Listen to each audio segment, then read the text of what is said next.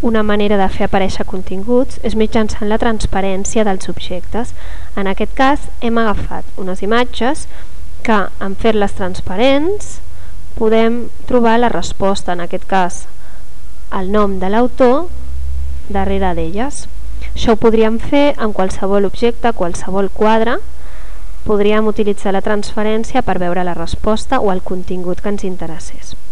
Com es realitza aquesta activitat? Doncs bé, es prepara una diapositiva amb cadascuna de les imatges que volem tenir, en aquest cas els noms, i situarem els noms pel darrere. En aquest cas ens queda ja darrere la imatge i en aquest cas ens queda per damunt.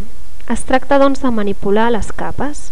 Si anem al navegador de pàgines, concretament al navegador d'objectes, veiem com estan situades cada una de les imatges i textos que tenim en el full. Així doncs, la imatge 3 veiem que ens queda per sota del seu text. L'hauríem de situar pel damunt. El text és aquest, l'hem de situar per sota i ja està. Tenim les primeres posicions a davant de tot les imatges i per sota els textos amagats. Ara ja podem treballar amb la transparència.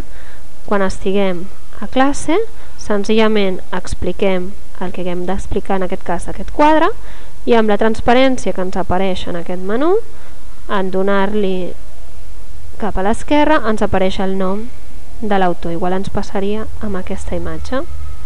Ens apareix allò que tenim a sota del primer objecte.